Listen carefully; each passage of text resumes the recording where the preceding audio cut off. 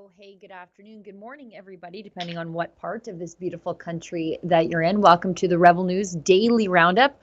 I am your primary host this week, Sheila Gunn Reid, and I'm joined by my friend in Montreal, Alexa Lavoie. Alexa, how's it going? I'm pretty good. And you? How's going on with the snow? I think you have the snow too. Yeah, we had snow and then it left, and then it snowed and then it left. So we're currently in the not having snow stage of the fall, but it'll be here like any minute again, and it'll stay until May. So, Mhm. it is, that's But life. Just but the planet is boiling. Just let you know. don't threaten me with a good time. Every time they talk about global boiling, I'm like, where do I sign up? How many tires do I have to burn? What, a longer growing season for Canadian farmers? Okay. I'm willing to hear the downside if there is one, but I don't see it. We should tell everybody what we're doing here today because it is a very, very, very busy day. And we had some news break just this morning before Mhm. we came on air about Avi Yemini. So we'll get to that in a second. But Alexa, do you want to tell everybody what we're doing today? Yes, so we are doing our daily live stream, and as you know, we are giving opinion. We are giving you also some news of the day, and you can watch us on YouTube, Rumble, Getter, and also Odyssey. You can also interact with us. This is the most important part because you can support our journalism by sending us a super chat. So you need to go to Rumble to send us a super chat. And when you spend more than $5, we will show your question on the screen and we will also interact with you and answer your question. So thank you in advance to everybody who will donate to us because it's a great way to encourage us and permit us to continue what we are doing. And so today we have a big planning for you, and we will start right away because we have a lot to talk about. Oh gosh, look at my Skype feed. What a nightmare. Sorry about that. I have Elon Musk's Starlink, and even that is not as reliable as I need it to be out here Mm-hmm. on in the Canadian wilderness. But we can go directly to Avi Yemini's breaking Yes. story this morning. I know this well because I wrote it up this morning. Mm-hmm. It's on our website. Breaking Avi Yemini London book launch event canceled by the venue after Antifa threats. So not just Antifa threats, but pro-Hamas threats. And I think that has a lot to do with Avi Yemini's coverage of exactly what is happening in Israel between Israel and the Hamas government, the terrorist government in Gaza. So they had booked a book signing event at the Unheard Club. It's a free speech club in London for Avi's book. It's an Avi's book. If you want to get the book, by the way, that Antifa would love to burn, you can go to rebelfromthestart.com and get your copy there. But what happened was the venue experienced, according to the venue, doxing of the employees, threats leveled at the employees by both Antifa and Hamas, so a twofold attack, according to the venue. And the venue said for the safety of their staff, they cannot go ahead. And so that happened early in the day for an evening event. Now, Rebel News being Rebel News, we are not to be deterred. We won't be bullied into silence. So the good news is, if you are a ticket holder for this event, you will find out about a new, rebooked, entirely secret venue that will have enhanced security so that Avi's book launch can go ahead. So that's the news there. Antifa threatened the venue, according to the venue. Pro-Hamas agitators threatened the venue and the employees there. And we decided that we will not be bullied by these lunatics. And so we believe in free speech. We don't believe in book burning, digital or otherwise. And so there's a new venue. And if you are a ticket holder, you will receive an alert And rest assured, there's enhanced security for tonight's event. This is crazy when you look at it, because everybody have the rights to express whatever their view, their opinion. This is a democratic country.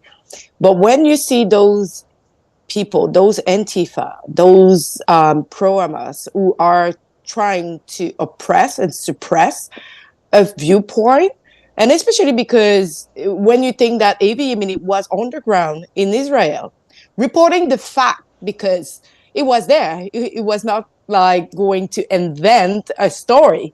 It was there on the ground talking with people who were frontline on what is going on. So when you see that they try to suppress one side of the story, this is really alarming. And especially when you think that now you need to think about the security of the people involved of the venue. This is going really too far. And I'm not understanding why the police is not digging a little bit further to know like who is behind all this.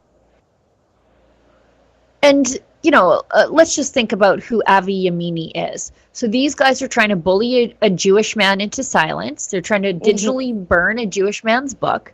But as far as Avi Yemini's reportage in Israel goes, Avi is not going to be bullied by pro-Hamas protesters in London.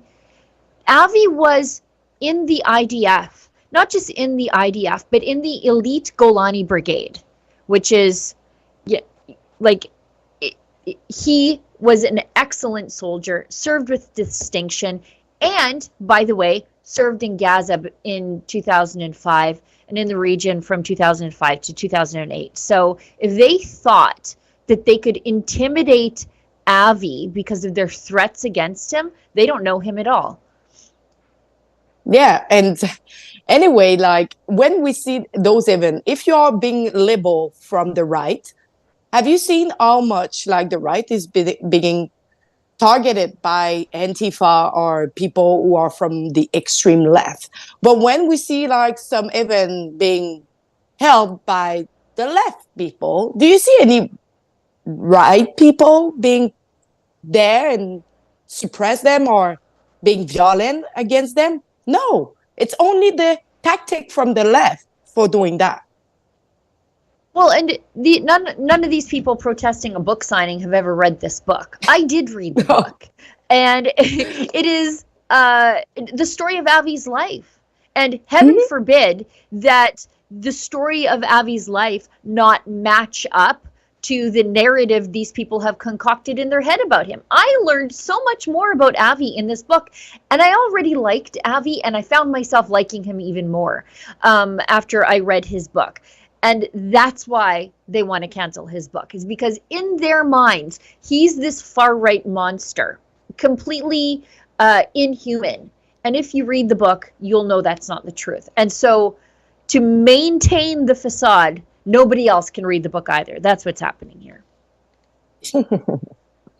It's so funny, though. Yeah. Yeah, but moving on from Avi's book, let's go into Kamala Harris. Kamala, I don't know how to say her name. I don't care. Kamala. I refuse to learn, in fact. I refuse to learn.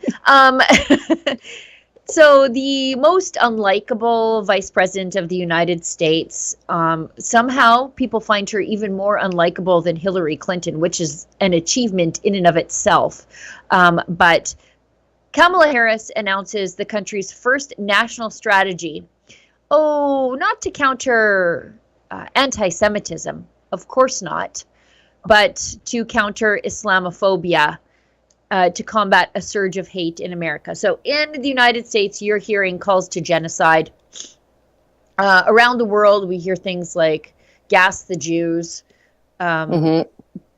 pogroms in Russia against Jews at the airport. But Kamala Harris knows who the real victims are. The people doing the chanting in some instances, although not always. This just seems so tone deaf.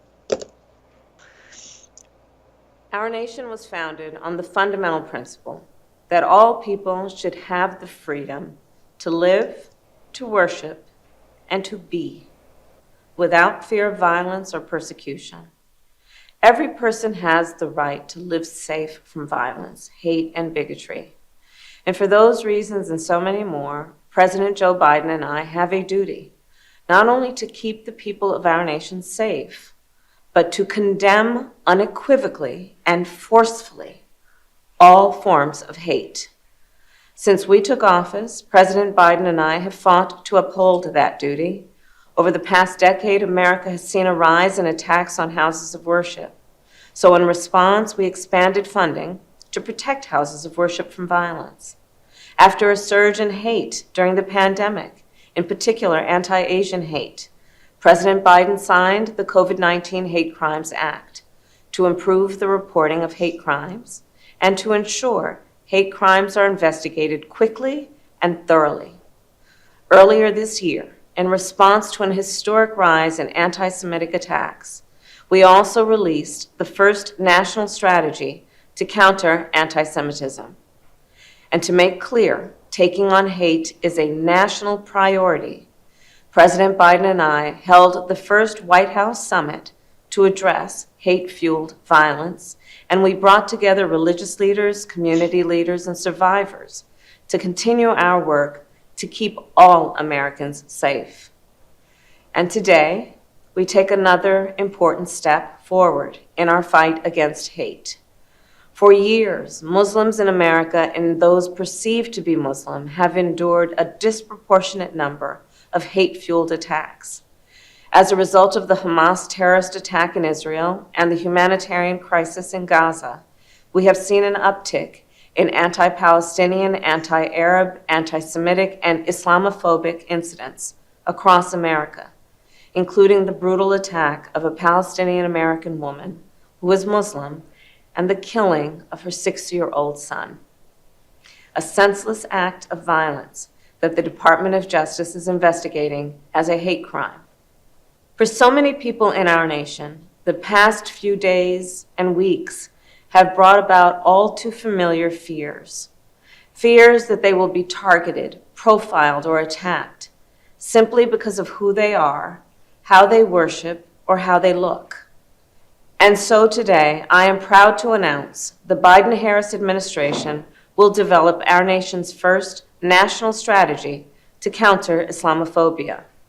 This strategy will be a comprehensive and detailed plan to protect Muslims and those perceived to be Muslim from hate, bigotry, and violence, and to address the concern that some government policies may discriminate against Muslims. For example, the so-called Muslim ban, which President Biden revoked on our first day in office. So here's the bottom line. In America, no one should be made to fight hate alone. And in this moment, then, let us all clearly say, a harm against any one of us is a harm against all of us. So did you see how the narrative has switched after the big gathering protests pro-Palestine that have raised in mostly Western countries? Because Keir Starmer went out and did the same kind of statement about Islamophobia that is raising after those pro-Palestine protests. And it's appeared that it's not just her, it's Justin Trudeau have also switched his narrative. And yeah. I just want to take 1 minute. Who started the bombing? Yeah. Is it Israel on Gaza? Or is Hamas on Israel? Because if we are in this situation right now, it's not because of Israel that targeted anyone. It's because Hamas have actually attacked a music festival, and afterwards it went further to bomb, send rockets to Israel, and now the victim is what? Gaza? The civilians of Gaza, if they are victims, it is at the hands of Hamas, their own leadership, who refuse to provide them infrastructure with the aid money that they get. Instead, they dump it into terrorist activities and compensating terrorists and their families for crimes committed against Jews. But this just falls completely flat given what's happening in the world right now. Jews are being targeted. There are 200 plus hostages, women, children, babies, the elderly, being held by Hamas right now in Gaza City. Their suffering was trotted out before the world. The Israelis have to, I suppose, subject their people to re-victimization just to prove the atrocities happened to them. I don't know if you saw that footage yesterday from the Knesset, which is the Israeli parliament. They showed, and I know today that the Israeli government has uploaded the footage that they were able to recover of the terrorist activities and what also they found when they came across these scenes of terror. They uploaded that to the internet because what happened on some level is just so unbelievable and brutal.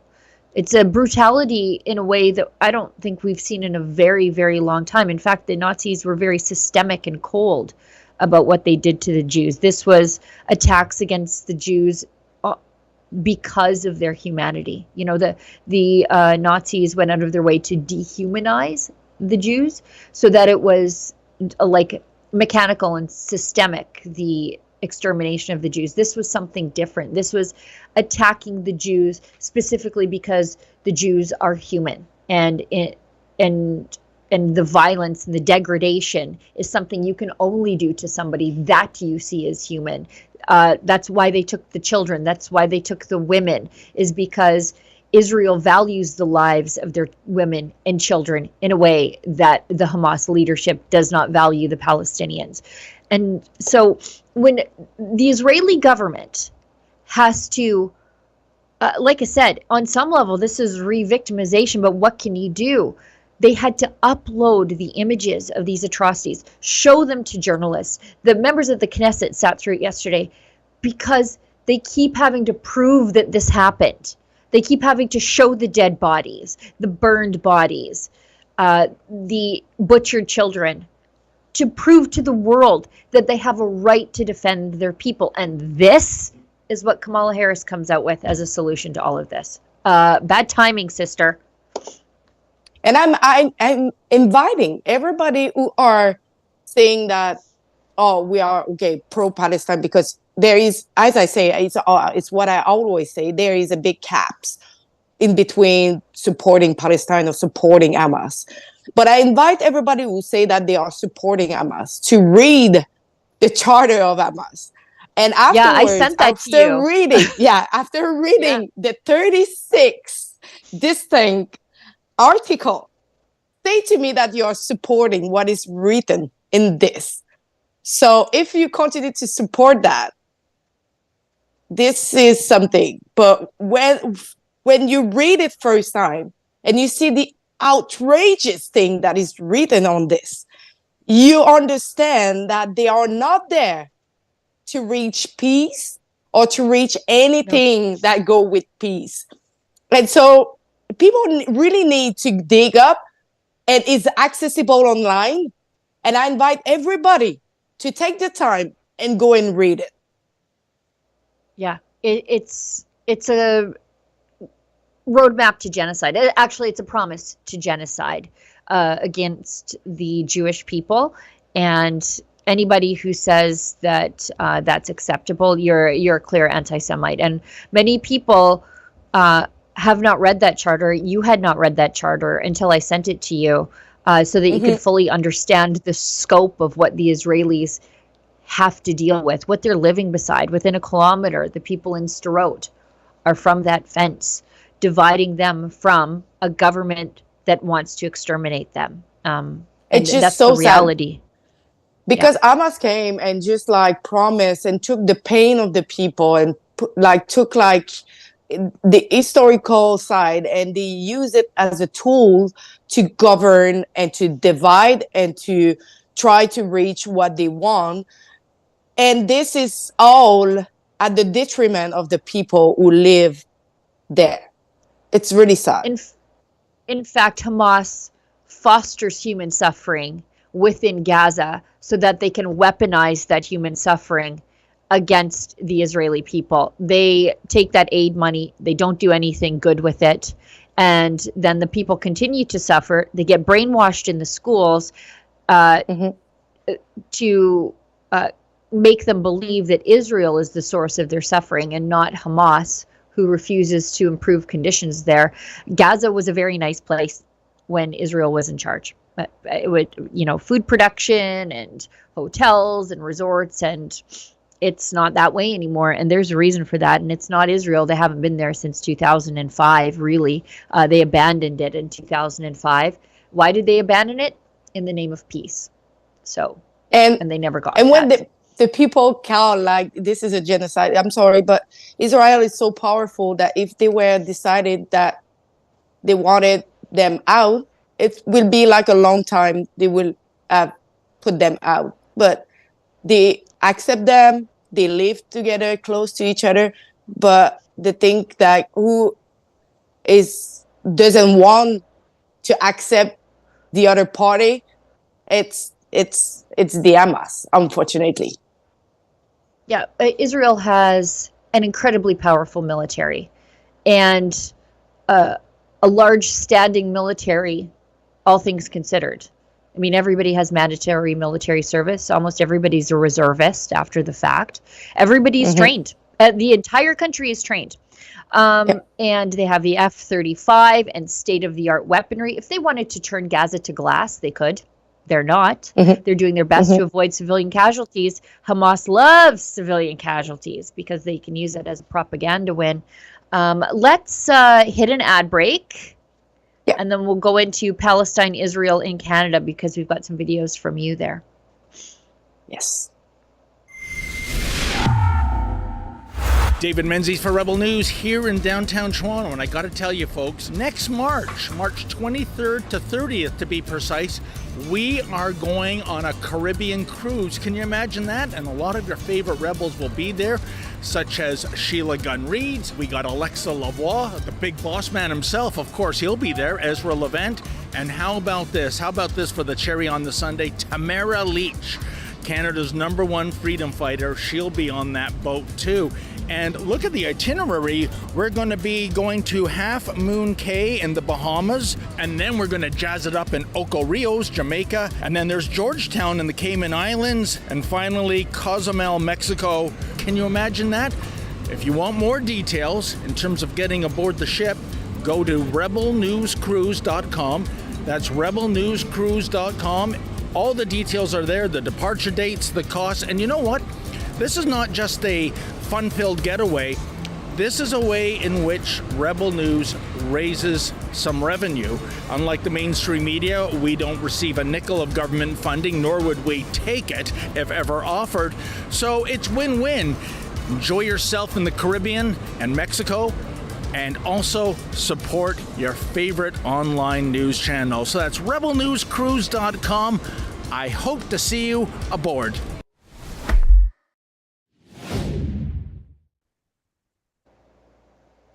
Okay, let's go into this next story. It's a video from you, Alexa, and you did a great job documenting this weird coalition of the far left and these pro-Hamas protesters. It looks like BLM regurgitated on some level. So anarchists, Antifa, and pro-Gaza protesters in Montreal chant for a ceasefire. They want a ceasefire while they're still holding 200 hostages. Okay, so you just want 200 hostages to die, innocent people abducted from their families nearly a month ago? Gross. And they call Israel a terrorist state. Hamas is the government of Gaza.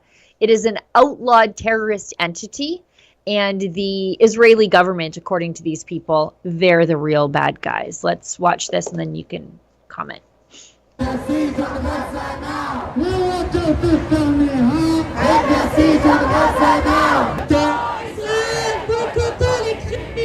Boycottons Israël, boycottons les criminels. Boycottons Israël, boycottons les criminels. Boycottons Israël, boycottons les criminels. Boycottons Israël, boycottons les criminels. Israël terrorise les enfants de la Palestine. Israël terrorise les enfants de la Palestine. Israël terrorise la Palestine! For la Palestine! Now! Now! Palestine! Palestine! Palestine! Ceasefire now! Ceasefire now! Ceasefire now! Ceasefire now! Ceasefire now! We are here! We are here! Wow.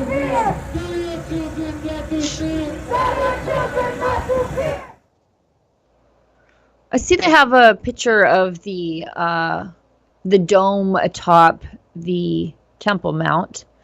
I don't know why they have that there, because if you are a Jew, you need a special escort to get up there. Even though it's built atop the holiest site in Judaism, the Temple Mount, and you cannot stop to pray. They literally make sure that you do not stop to pray at the holiest site in Judaism, where Muslim, conquests have resulted in a mosque up there. But yeah, I mean, I've got pictures. Maybe I could flip some of those to Efron, of just the level of high security that both secular Jews and religious Jews need to just walk the courtyard up there. And when I was there, it's just like, we can see that most of the people there is like people from the Arabic, they are Arabic land, like they are Muslim, but a lot of people, and I'm saying a lot, are from the left, are Antifa. And I recognize a lot of Antifa sign on people, and so I needed to be kind of careful because I didn't want it that people recognize me. But as I say, like it was a lot of people are anarchists, Antifa, are on this like really extreme left, and those people use this kind of, they will call it like just social justice, to grow their agenda and to grow the number of people will adhere to their agenda. And so and my most outrageous video I saw is that mom that came with her daughter, and she was raising like a Palestinian flag. But look at her daughter. She have a mock dead baby with like blood on it, and she was just raising like on the air. And I was like, do the children know about it? And as a kid, when I was young, doing that, I would be completely traumatized. Yeah. This is atrocious, unless they're doing it to symbolize the dead Israeli babies on October 7th, but that's not what they're doing here. They are maligning the Israelis for defending their citizens. Guys, I flipped you some pictures of what it's like on the Temple Mount if you're a Jew. And so when people scream that, oh, Israel's an apartheid state, well, it might be, but not in the way that you think. You see, there are places that Jews cannot go. Arabs within Israel have full citizenship, and there are Arab members of the Knesset, but there are no Jews in Gaza. In fact, they dug up the bodies of the dead Jews in the cemeteries to bring them home, so that there was no trace of Jews in Gaza after Israel left. But that is the level of security that Jews need to walk through the holiest place of Judaism. They cannot stop, they cannot pray. And in fact, those are I think it's Israeli Israeli police, but the police are there not just to protect them, but also to make sure that they follow the rules, to make sure that they don't stop and pray. So there's that too. So interesting that they have the old Golden Dome Mosque on their banner there, because that's a site of Israeli apartheid, but not in the way that these people would have you believe. It's so funny because at the beginning, in 2019, I left for a big trip around Africa. And at one point, like when I was completing like my loop and I was going on my way to Egypt and I planned to go to Israel and Jordany, I didn't understand why people were telling me you cannot have in the same passport a stamp from Israel and a stamp from Jordany, because you will not get into those places. So you need to have a stamp in outside of your passport. And I was like, why? Yeah. And now I understand. So now you understand. So, and this is a step the Israeli government takes, because they know that if you have traveled to Israel, you will sometimes not be kindly treated by border officials in Arab countries. It's not as bad as it used to be, given the Abraham Accords. But when you enter Israel, you're given they take a picture of your passport and then they issue you a card. And that serves as your sort of identification passport stamp, because they won't stamp your Canadian passport, because they want you to be able to travel to Saudi Arabia or Kuwait if you wanted to. Particularly, for example, if you're working in the oil patch here in Alberta and you have been to Israel for any reason, but you may or may not work in Kuwait, it makes it difficult. You'll get hassled at the border trying to go to work if you have visited Israel. So the Israeli government goes to that extra step to make sure that, yes, you have proof that you have been okayed to come into the country, but we're not going to stamp your passport for your own good. Wow. It's crazy though. It is. But these are the steps the Israeli government goes to protect you from discrimination, because you'll get discriminated against for even just visiting Israel. Let's go to Justin Trudeau. Once again, Justin Trudeau, like Kamala Harris, he knows who the real bad guys are and who the real victims are. And so this is his tweet. He said, and it's about, he met with Palestinian families today about the loved ones they've lost in Gaza. Again, take it up with Hamas. And about the pain, anger, and trauma and grief they're feeling. He said they also spoke about concerns regarding their right to advocate without fear of reprisal for Palestinians to live in peace and security. I'm sorry. What reprisal are they facing? They stormed MPs' offices the other day, and I think only 6 people were arrested, and they still have their bank accounts, by the way. They're not going to be held for 50 days like Tamara Leach. It goes on. Canadians have the right to assemble, this absolute garbage from this hypocrite. Canadians have the right to assemble peacefully and express themselves freely. And we have discussed the importance of that right. Nobody is stopping mass pro-Gaza protests on the streets of Canada. Nobody. 6 arrests, I think, happened. They were released later on that day for storming MPs' offices in what would normally be described as a January 6th style insurrection by these people.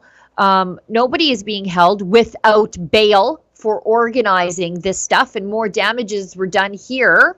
More laws were broken than the Freedom Convoy. Nobody knows how I have a pretty good idea about how these protests are being funded with their, some of these signs are pretty some of these signs are pretty grassroots, but some of them are professionally printed signs. So what's happening here? Who's funding this? Why aren't we using the provisions in the Emergencies Act to find out? Well, I would not call for that, but the Liberals have done that to protests that were critical of them and in favor of human rights. So just the absolute garbage coming out of Justin Trudeau's mouth. All of a sudden, he cares about peaceful protesting and the rights of people to advocate for others. Yeah, I do too. That's why I'm against the invocation of the Emergencies Act on peaceful convoy protesters. It's like Justin Trudeau forgot all of 2022, like he was high the entire time. But it's also like following the fact that it was Hackle and it was like boo in Montreal when he was visiting. I think it was like last Friday, and also when he went to a mosque. I think it was a mosque. I'm not even sure if it's a mosque, but it was in Canada. He was visiting like some Muslim community, and it was also like boo, and like the people didn't want it to let him talk, and so we see it's all for political point. He wants to gain more Right. point. He know that it's not going well for him. And now we see that all, and we have a big community of Muslim in Canada. So we see that those people are turning their back to the liberals when they are usually the one who vote liberals. So I think now we see that he's in the boiling water and he's just trying to get more point for the next election.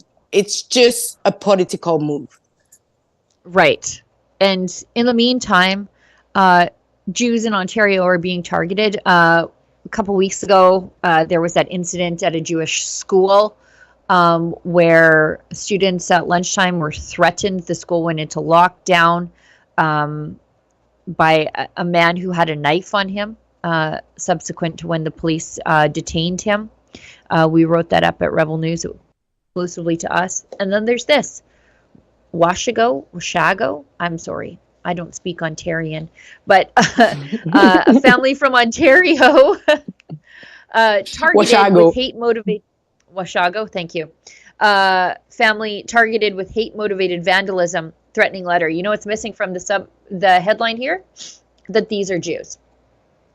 So they should have said Jewish family, Jewish Washago, Ontario family targeted with anti-Semitic vandalism and threatening letter is what this headline should have been. You clue in the subheadline, and you kind of get a real clue when you read the man's last name, and it's obviously Jewish. So vandals spray painted anti-Semitic words on their home and left them a threatening letter. Ryan Merovitz and his wife have called the town north of Aurelia home for 8 years and are in shock over the apparent act of hate. Where's their visit from Justin Trudeau? You know, I'm old enough to remember the hijab hoax when a little girl lied about having her hijab tugged on and then snipped out with scissors. They blamed the Asian community because the little girl forgot that her coaching was that she was to say Caucasian, but she just remembered Asian. And Justin Trudeau came out and blamed this mystery Asian man and spoke out against the rise of anti-Muslim hate. It was all a hoax. But Justin Trudeau had immediate statements. He went out and he expressed his sorrow and grief about what had happened to this little girl, which didn't happen. Where are the kind words for this family? They had their house spray painted. Now they live in fear. 2 unknown men came on their property in early October. And then they came back a little while later. One of the men had his hands on the window. Imagine the horror for your family if you got kids in there. He had his hands on the window trying to look inside while one was behind him taking pictures of our mezuzah on the door. So the mezuzah is this little thing that holds parchment of Jewish scripture on the door, and it easily identifies you as Jewish. Anyway, this is what has happened to them, and I'm not sure if Justin Trudeau has bothered to reach out to him, but he should, given his past track record of being the first guy on the scene when when somebody else gets hate crimed, allegedly. How come society, like especially Western society, we always have a problem targeting a certain like group of people? Always like regressing instead of like progressing and like getting like a better society of opening and be like, okay, this is something from the past.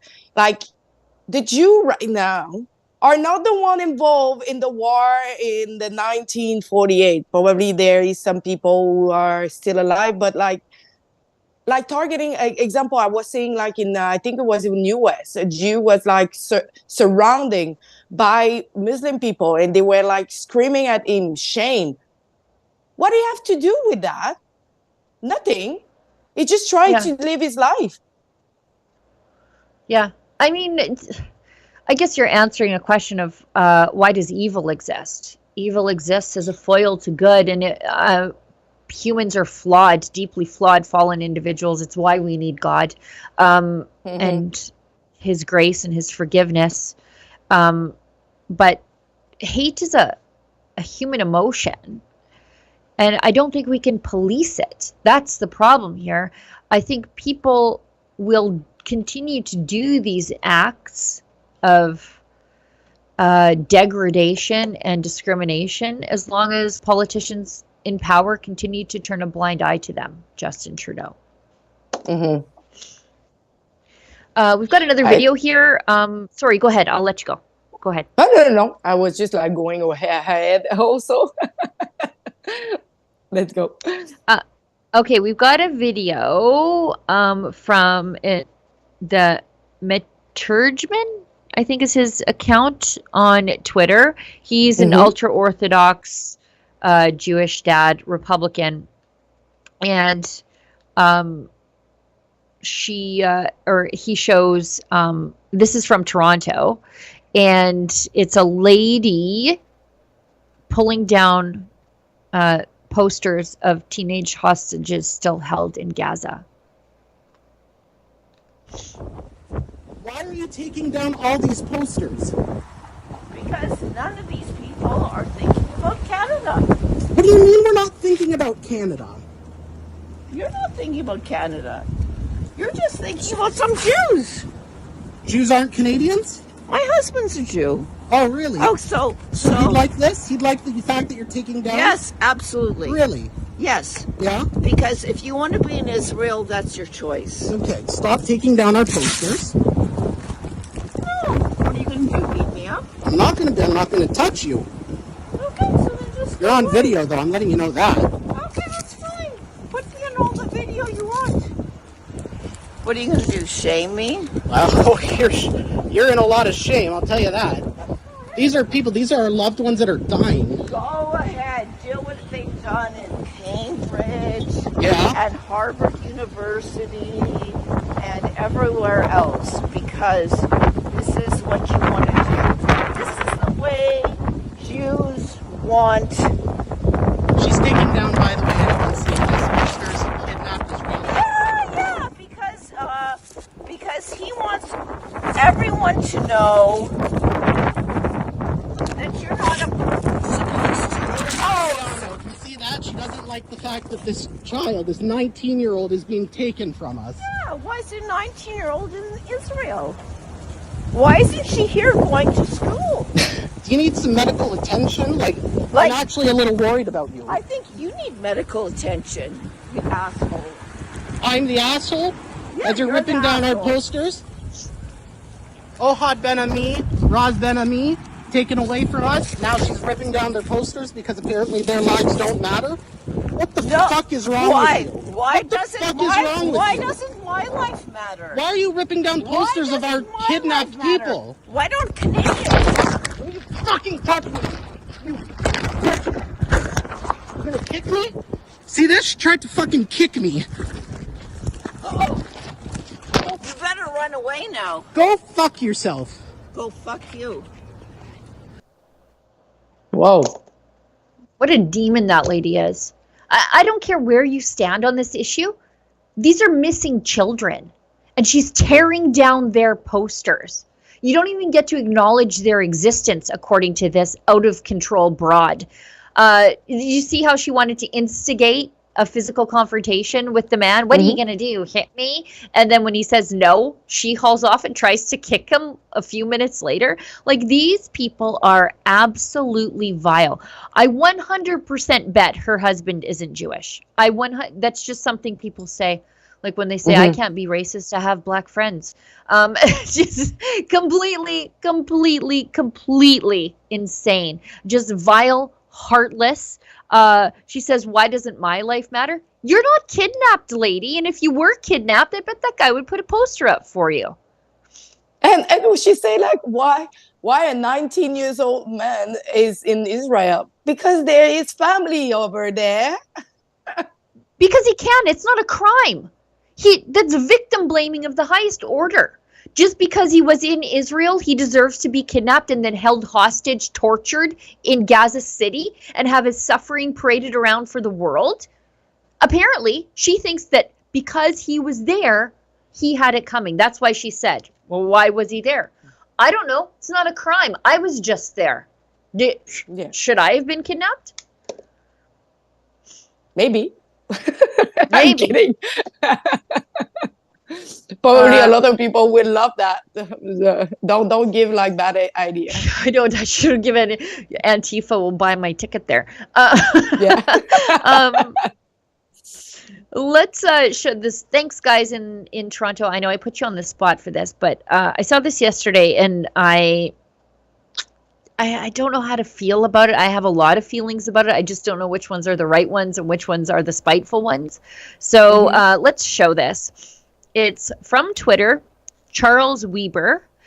Sorry, on X. I should try to say it the right way. Anyways, this lady was going around doing exactly what this obviously demonically infested lady was doing on the streets of Toronto, pulling down the posters.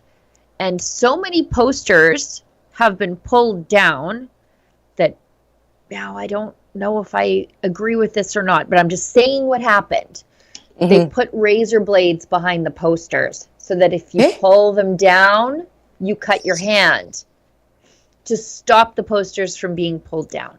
So people who are okay with hostages being taken are having their hands cut by people who are putting razor blades behind the posters to make sure the posters don't get pulled off. I'm not sure I'm okay with booby trapping posters, but I think a valuable lesson might have been learned here. Let's roll it. No, but that. Guys, watch.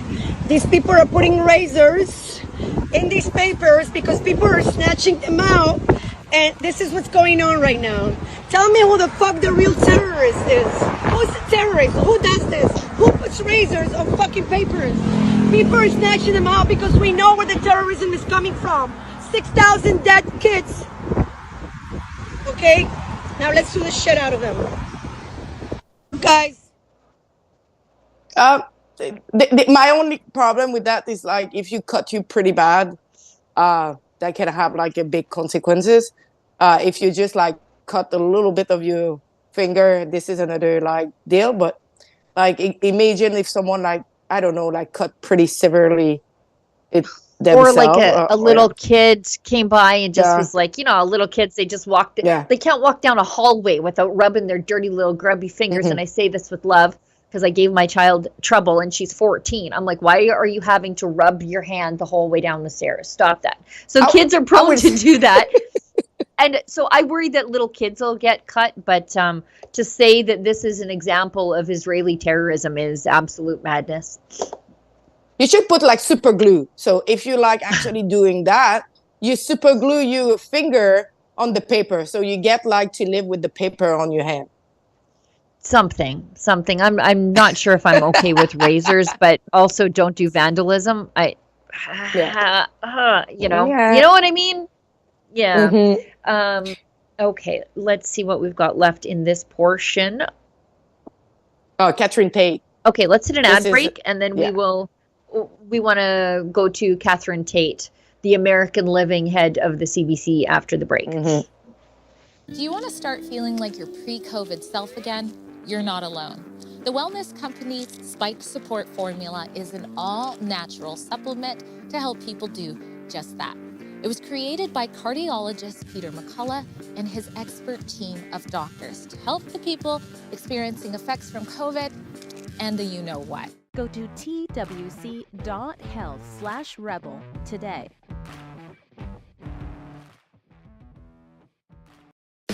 Come on out November 25th. It's all aboard the Freedom Train in Niagara-on-the-Lake.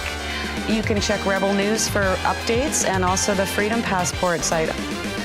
Tamara Leach, who led the truckers' convoy, will be sharing the stage with some of the finest international recording artists, like the Chops Horns from New York City, who's played with Alicia Keys, Stevie Wonder, the Rolling Stones, and many more. Plus New World Sun, just off a European tour, and the legendary R&B master, Leroy Emanuel. Get on the Freedom Train with Tamara Leach. Saturday, November 25th at Niagara-on-the-Lake Central Community Center, 680 York Road. Get your tickets today at freedompassport.ca. The Freedom Train is coming. Know your rights. Know your freedoms.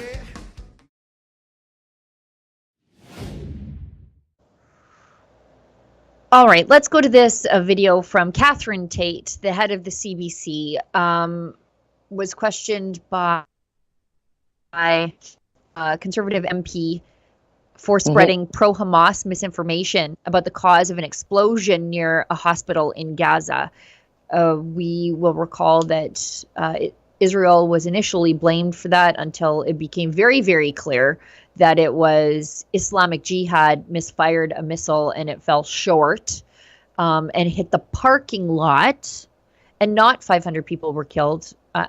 Much less than that. A bunch of cars went home to the Lord, though. That's what happened. And CBC was one of the main proliferators with Justin Trudeau and members of his cabinet of spreading that falsehood. And Catherine Tate, who you will recall lives in upstate New York, or actually in New York City, and commutes back and forth because Canadian content, I guess, whatever. But anyways, she was called before the House to answer for this, and she refused to. So let's show that. Your mandate is to, you are responsible to Canadians. It's $1.4 billion of taxpayer money. But you said that that you stand by the statement. Palestinians say hundreds killed in Israeli airstrike on Israel hospital. Israel blames Islamic Jihad. That still exists. It is a headline that has been debunked by governments across the world, including even our own Prime Minister, albeit 7 days late. So I want to know if you'll apologize to Jewish Canadians. I want to know if you'll apologize to Canadians. And I want to know when we can expect a retraction from CBC. Mr. President, I will, Mr. Chair, Monsieur le Président, I will not apologize because the journalism is among the finest in the world. Our journalists operate in an independent fashion, independent of management, independent of the board of directors, and independent of government and political influence. They are guided by their journalistic standards and practices, and I invite any member and any Canadian to refer to these practices on our website. They are transparent and they are public, and if you have a concern, anyone has a concern with our journalism, I invite you to address it to the independent ombudsman en français ou en anglais in order to have them independently investigate and review the application I of our understand that journalism. you're not going to apologize for printing disinformation, but how can the CBC, who's committed to truth, who's committed to standards, not call Hamas terrorists? We saw a leaked memo from the Director of Journalistic Standards, that's Mr. Achi, who sent a directive to journalists for saying not using to not use or describe Hamas as a terrorist group. You do agree, it is fact that that Hamas has been listed as a terrorist organization in 2002 in this country, correct? I will address the issue as follows, Mr. Chair. I think there's a fantastic blog by our head of news, Brodie Fenlon, which you can refer to. He does this very often to comment on making journalism transparent, explaining to Canadians how we do the journalism. And in the case of attribution, this is a policy that we have had at CBC Radio-Canada for over several decades. It is shared and mirrored by many other reputable news organizations, including the Globe and Mail, the BBC, Agence France Presse, Reuters, and any number of other agencies. So I would just say the attribution, we use the word terrorist and terrorism and acknowledge that Canada, the UK, and the US consider Hamas a terrorist organization, but we, as journalists, do not make that attribution. What? Okay, just so you know, on CBC Kids, they went through a big descriptor. I sat through several CBC Kids videos and read several CBC Kids articles describing Hamas as militants and then describing what militants are. They refuse to use the word terrorism, even though Hamas is a designated terror group. I wonder if they would take that same approach with the Proud Boys. She says that, our journalists act. Nice thumbnail, guys. They say our journalists would act independently. I guess also independently of editorial oversight and independently of ethics, because when they publish misinformation, they make you jump through a bunch of hoops and go to the ombudsman for a decision that may or may not come months later. In the meantime, CBC continues to publish misinformation and leave the bad story up. You know what? We saw this in Alberta. They published that absolute, complete misinformation about Premier Daniel Smith meddling in the justice system. And that was before the Alberta election. And they didn't publish a correction until well after the election, well after the damage was done. They left the story up, they left the headline up, they didn't even adjust the headline, and then made a correction that was longer than the story itself. But they let it go until the damage was done, and most people don't even know a correction was ever levied. They actually just justify why we should defund like CBC, because they are spreading disinformation, accusing independent media to do the same thing. And they are the one who receive billions of dollars from taxpayer money and inducing citizens into the wrong direction. So my point is, like, you just justify why the Conservative Party want to defund the CBC. And especially, you're not ready to apologize, just a simple thing. Apologize to have published and maintained for a while an article who was completely false. Yeah. She could have said, we got it wrong. And if they had ever corrected it, like, this could have went away a long time ago. We got it wrong. We corrected it. We adjusted the headline, the end.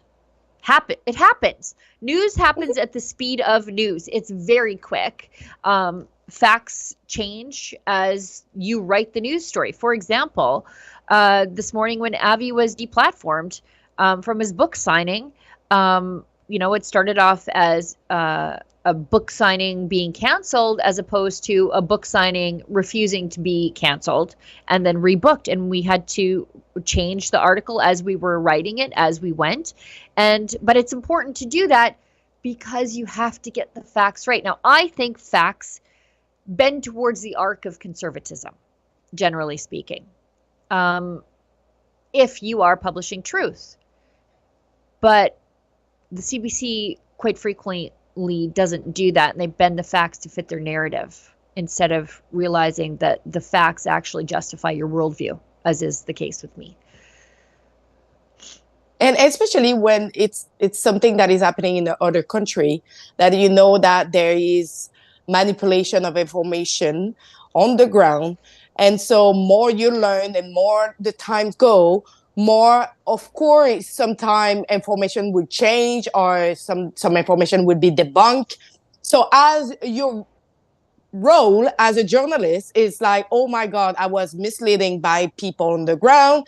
The real fact is not this. So I need to take the responsibility because I did make the story to change it and to apologize because I got misled by information that I got.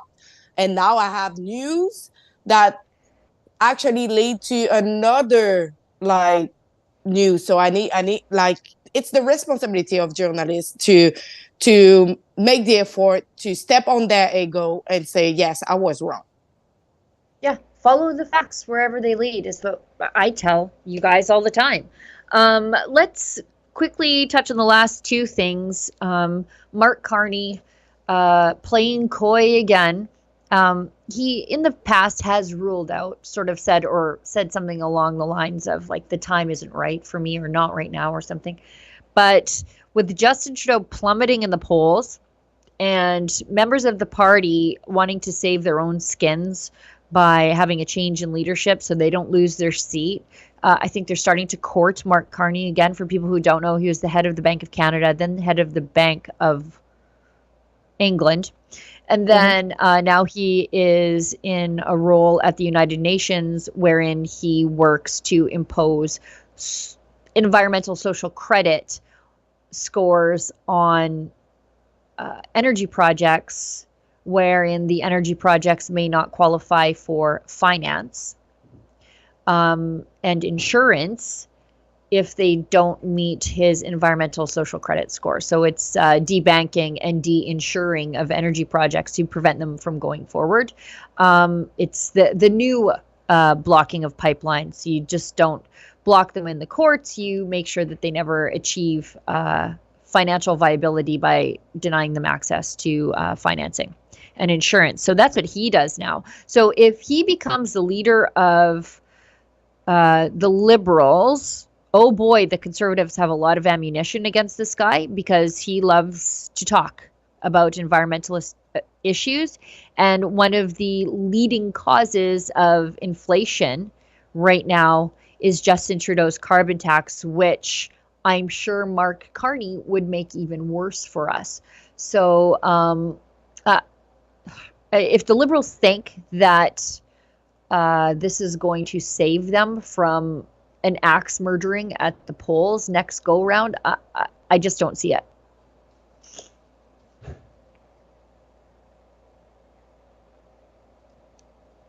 Alexa. Did we lose Alexa? Oh, okay. No, I was done talking. Yeah, I just don't know much about him. Like that's okay. You don't have to. I know more than I would like to know about him. Yeah. But he's the UN Special Envoy on Climate Action, Brookfield Asset Management. So he is one of the WEF shadow oligarchs that do their best to control the world. And so if we're concerned right now with Chrystia Freeland being intrinsically tied to the World Economic Forum, this guy is like the next step of globalist elites who want to control the world. So we can qualify him as a really great person. Yes. He's rich enough to escape the environmentalist policies he would seek to impose on other people, right? Like, while it would make commercial airline flights unaffordable for normal people, this guy's he's rich enough to have a private jet, so who gives a rip, right? Like, these are the kind of people making policies for those of us who are like, God, wow, milk jumped up $1? Like, like people who care about that stuff like I do, he's too rich to even notice that sort of thing. So anyways, I think it won't do the Liberals any favors. Like, and they think that they need fresh blood in there, and that's true, they do. But this guy is even more elite than Justin Trudeau, and people find that to be a bit of a problem. And he's more environmentalist than Justin Trudeau. And definitely that's the leading cause, or one of them, of Justin Trudeau plummeting in the polls, is affordability. So you're going to have a rich environmentalist elitist lead the party as people are fleeing the party because of affordability issues. Not a great look. No, and especially because why we are permitting like people who are rich in this world to just like take decision for the people who didn't elect them. Yes. Yeah. At least, like rich guy Donald Trump was like, okay, well, I'm rich, but I'll step away from my riches. In fact, he became poorer after he became the president. But at least he decided to get elected. These guys are controlling our lives without ever getting elected. And don't get me wrong, I'm not one of those people who prickles against wealth. When people are wealthy, I'm like, how did you do that? How can I do that? I don't look down my nose. I don't look down my nose at rich people. I think we all have something to learn from them. except Justin Trudeau. He inherited all and he's an idiot. But when people have built wealth and created wealth, like a Brett Wilson sort of guy, I want to pick their brains about everything. I don't have a disdain for the wealth, or I don't care about class struggles like that. That's a leftist thing to do. But this guy has not been elected. He's completely out of touch, and he's already controlling issues in the world that affect you in ways you don't even know. Anyway, let's move ahead to this last video, and then we'll wrap the show up because we're already over time. Guess what? The vaccine peddlers are back. It's cold and flu season. And so look at this. Children between 6 months and 4 years of age should receive 2 doses if they have not previously been vaccinated with a COVID-19 vaccine.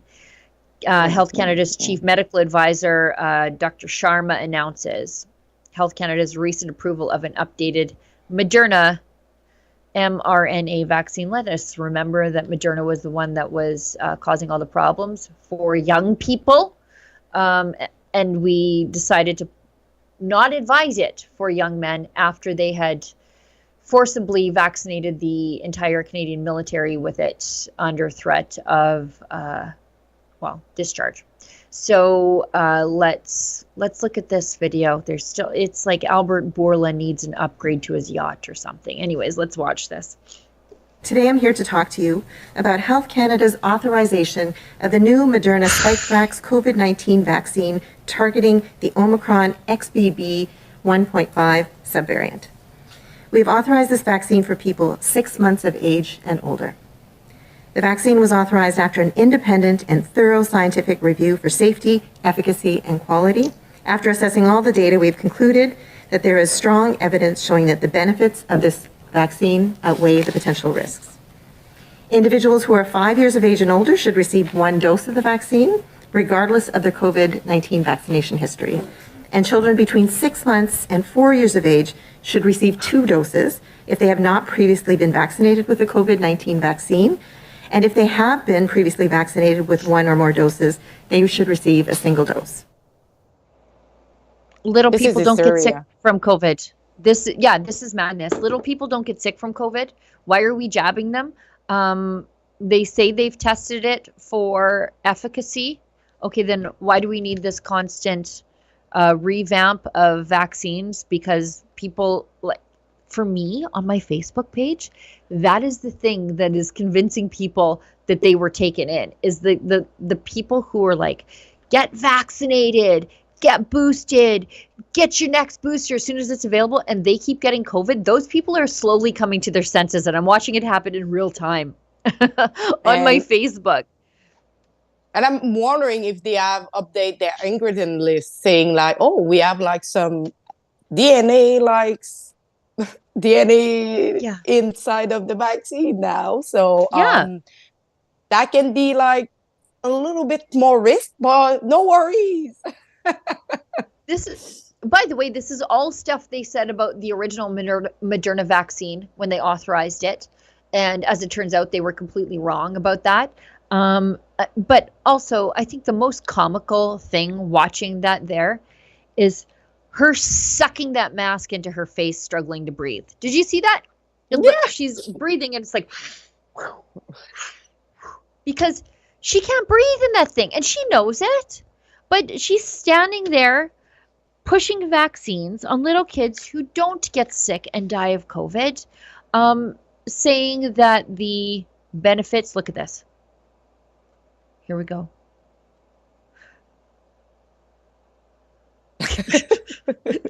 She's saying that the benefits outweigh the risk, but we don't know what the risks are, much like last time. You told us this last time. This just damages the confidence in public health and in doctors in ways that I think it's going to take a generation or 2 to repair. And I'm so sad because, you know, it's only a part of the population who get access to the other side of the story and the information that we get from the scientists who have been censored and silenced. But the rest of the population who doesn't have access because they don't dig on it, or they are like the elderly, or I don't know, like they have no time or they don't know how to do it, or maybe like, especially for the French Canadian that doesn't have anything in French to be reviewed. So those people are really, really sure that this is safe and effective. And I'm just like wondering, like in the future, when we will really see like what is going on, would be too late. You cannot remove what you put in yourself, but you can wait for seeing like if it's really effective or not. All right. Let's go to what chats we do have. We have one from Damam. She says, I think we need to revisit the story of Perm. Peace only came when the Jews were allowed to defend themselves. Yeah.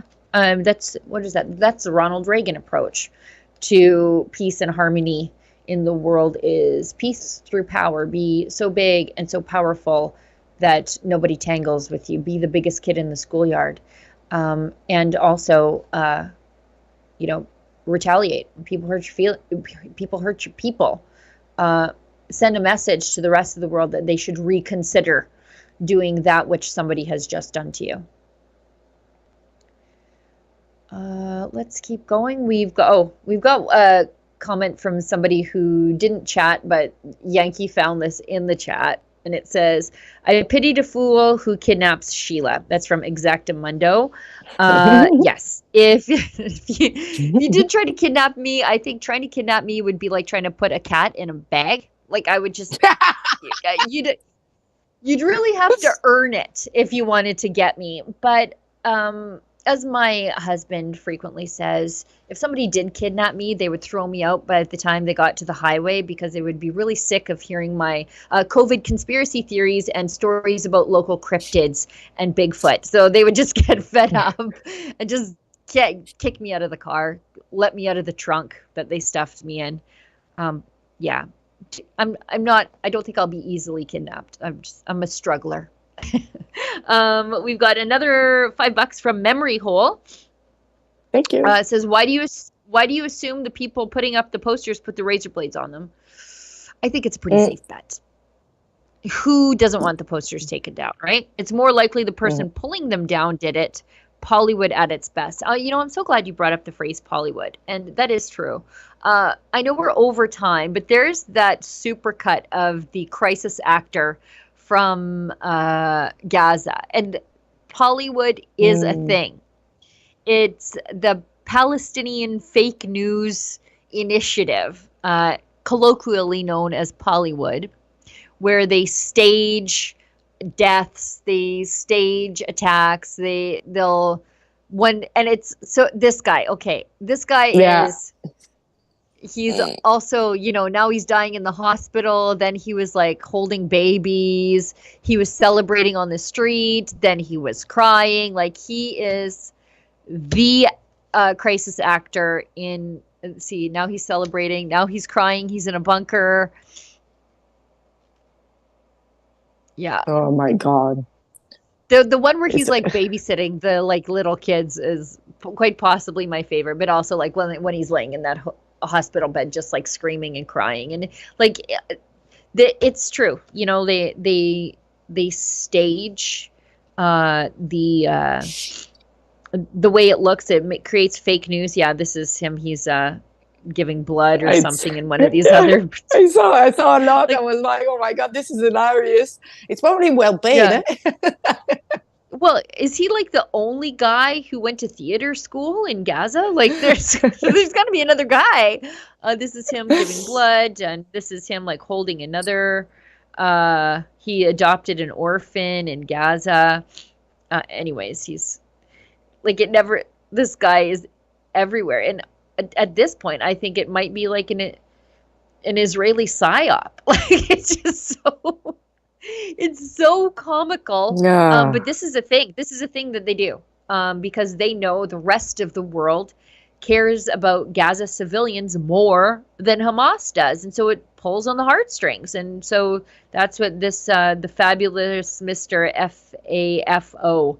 He is a blood donor, a freedom fighter, a foster father, a resilient patient, a revived corpse, a war correspondent, American Idol, radiology tech, and a tour Wow. guide. So he's been a lot of things over the last 3 weeks or 4 weeks. Wow. So yes, that's Pollywood. Be on the lookout for it. I think that's the show, guys. We got it. Did we get to all the chats? Olivia? I think so. Oh, okay, perfect. Thank you so much, Alexa, for allowing me to, as always, talk too much when I guest host with you. But I always learn from you. You have always like some information that you pop up from one of your folder in your head. That it's pretty well classified here. Eh? You know what? My family jokes that I read the internet before 6 a.m. just to see if anything new was posted on the entire internet before 6 a.m. And sometimes it helps me when I'm doing live TV. Thanks to Olivia behind the board and everybody who works in the office in Toronto, but also across the country, to make sure the show is there for you guys to watch whenever you feel like it. Thanks to everybody who did tune in. Special thanks to everybody who pitched in to throw in a couple bucks to keep the lights on here at Rebel News. Also, remember, do not kidnap me unless you want to hear stories about Mothman and Wendigos. And I think I'm hosting the show tomorrow. So as David Menzies always says, stay sane. I know these are uncertain times. So I want to give each of you a little bit of homework as citizens. Whenever you hear a politician speak, ask yourself, are they trying to solve the problems we are facing? Or are they just trying to amplify the problems we are facing? That's the question to ask. Because I want to let you in on a secret. With all the instability in the world right now, Canada is actually doing relatively well. Lowest deficit, lowest debt to GDP ratio in the G7, third largest AAA rated economy in the world after the United States and Germany, great employment numbers, lower inflation than most. Of course, if a Canadian can't pay for their groceries or their mortgages, it doesn't matter that things are even worse elsewhere around the world. We have a lot of work to do.